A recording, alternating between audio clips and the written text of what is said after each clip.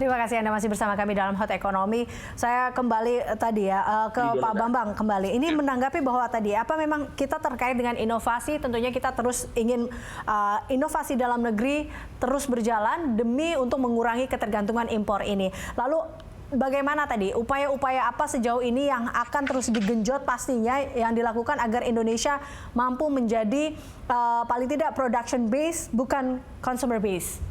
Ya. Pertama tentunya demand atau permintaan terhadap suatu produk harus clear dulu. Ya. Ini saya ambil contoh misalkan selama COVID. Sebelum COVID, tidak pernah ada pabrik di Indonesia, industri yang membuat ventilator misalkan, ya sebagai alat kesehatan. Kenapa? Karena memang tidak pernah ada demand. Ya. Kalau ditanya demand-nya nggak ada. Cuma masalahnya begitu ada demand ventilator, langsung mengimpor, membeli dari luar. Tidak pernah memberi kesempatan kepada industri di Indonesia untuk mengembangkan ventilator. Padahal kalau kita hitung kebutuhan ventilator itu luar biasa besar. Setiap rumah sakit paling tidak bagian ICU-nya atau emergency-nya itu harus ada ventilator. Ya, dikalikan dengan jumlah rumah sakit di Indonesia itu sudah luar biasa. Cuma sayangnya demand ini tidak pernah disampaikan istilahnya kepada pihak yang melakukan inovasi maupun industrinya sendiri.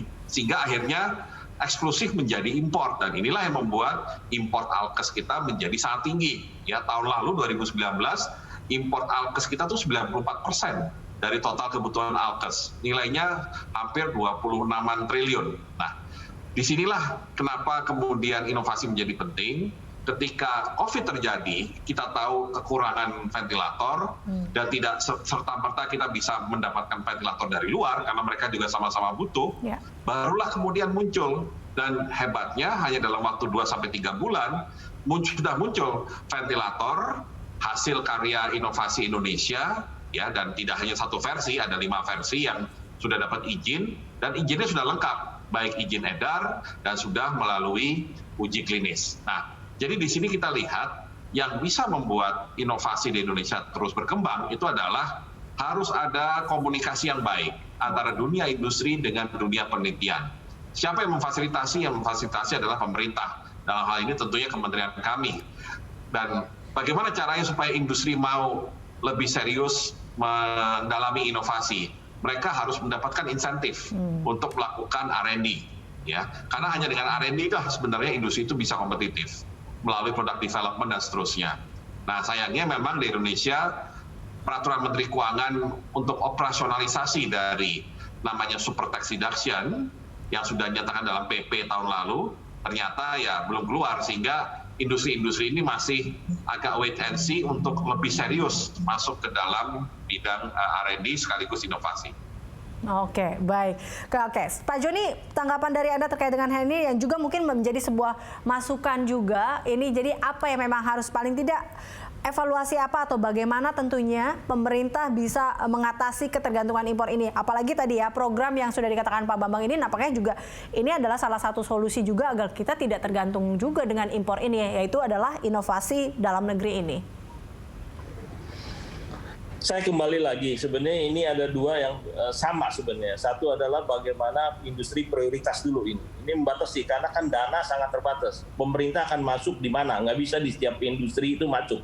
Maka itu ada keterbatasan dan yang saya tadi katakan konsisten dan konsekuen. Konsekuen tuh misalnya contoh kawasan industri ya kan. Di Indonesia itu yang kawasan industri 99% itu adalah milik swasta. Kalau di Vietnam, di Thailand itu 80-90% itu pemerintah involved gitu. Jadi tanahnya terjamin gitu. Jadi investor datang langsung masuk udah clear, nggak ada urusan ada orang yang belum dibayar segala macam. Nah itu yang tadi saya katakan bahwa keperbiakan pemerintah tuh harus gitu untuk dalam rangka menyediakan. Dan saya ngelihat tadi ya Mas Bambang ini kan katakan bahwa ventilator itu karena terpaksa, sebenarnya jangan dipikirin situ. Produk apa yang kita punya unggulannya kuat di Indonesia dan kebutuhannya banyak, itu yang kita. Nah itu mungkin saya nggak tahu nih Mas Bambang, mungkin kita bisa duduk sama-sama karena industri sama Mas Bambang harus digabung gitu. Mana industri yang akan sangat prioritas sehingga itu yang jelas-jelas harus dibantu oleh pemerintah atau keberpihakan pemerintah. Untuk hal-hal ini nggak boleh ya, ada yang keterlibatan karena kita nggak mungkin membangun industri tahun depannya kita udah bisa jualan bersaing cost-nya, nggak mungkin. Itu mungkin bisa 6 tahun, 7 tahun. Nah itu kebijakan pemerintah di situ, memberikan insentif, memberikan kemudahan-kemudahan yang lain segala macam, training segala macam itu diberikan. Tapi buntutnya saya juga mengharapkan, ini kan banyak sekali. Waktu itu ketemu di DPR juga, Pak Joni ini tiap kali diberikan kapan selesai. Nah itu yang saya juga bicarakan. Berapa lama Anda bisa bersaing? Jadi competitive skill-nya bisa gitu, price-nya maupun quality-nya. Okay. Contohnya saya waktu di membangun industri misalnya, kalau saya ke Jepang, saya minta mobil ini dibangun di Indonesia gitu. Dia hanya tanya, dia hanya hitungannya bisa nggak Anda 0,7, 30% itu adalah logistik cost, dipindahin dari sono kemari bisa nggak? Kalau si IM-nya 0,7 atau 70% dari yang ada di Jepang atau di ini, dia akan berikan. Nah itu yang kita harus bekerja gitu, banyak sekali lah. Ada pakai cost reduction lah, cari substitusi impor, pakai local sources segala macam. Nah ini yang menurut saya, Mas Bombang, ini mungkin dibudayakan gitu. Bagaimana orang tuh bersifat kayak begitu gitu. Jadi membangun industri bukannya cost oriented. Jadi apapun yang cost itu pasar yang harus terima. Jangan, itu kasihan pemerintah dan juga ini. Itu aja mungkin. Ya, saya sangat mendukung. Ini nampaknya ya ini kuncinya tadi apa yang dikatakan oleh Pak Bambang, memang harus ada komunikasi yang baik juga antara pemerintah dan juga industri supaya akhirnya terjalin satu hal yang jadi sesuatu yang memang diharapkan pastinya untuk goal yang terkait dengan mengurangi ketergantungan impor kita ini, seperti itu. Komunikasi Mbak, komunikasi itu harus. Ya. Tapi yang paling penting bahwa siapa yang menentukan prioritas ini. Nah prioritas ini baru kita bangun bersama-sama. Nanti pemain itu yang namanya pengusaha itu dia akan ngikutin apa yang ditentukan oleh rule gitu untuk berapa segala macam. Oke, baik. Itu aja. Baik, terakhir dari Anda Pak Bambang sekaligus untuk closing statement. Ya, intinya upaya inovasi ini ya memang harus mempunyai tujuan yang jelas. Dan tujuan yang jelas itu kita lihat dari prioritas nasional yang memang mendesak. Ya. Saya setuju mengenai beberapa produk yang perlu mendapatkan prioritas.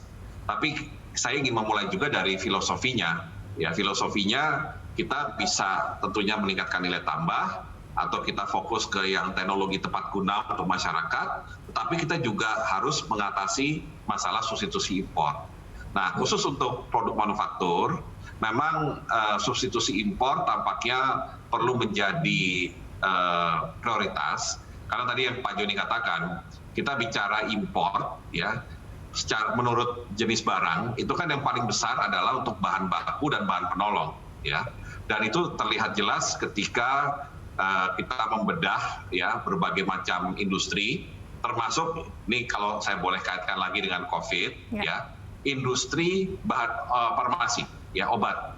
Memang kita sudah tahu banyak pabrik obat Indonesia dan mereka bisa bilang bahwa vitamin ini atau obat ini made in Indonesia oleh PT yang ada di Indonesia. Tetapi yang tidak kelihatan di dalam obat tersebut adalah bahan baku obatnya yang kebetulan bahan baku kimia 95%-nya itu impor. Nah, kenapa bahan baku obat impor? Karena kita memang sudah punya industri petrokimia yang bersama industri besi baja adalah istilahnya basis dari manufaktur. Problemnya adalah turunan dari petrokimia itu kita masih terbatas.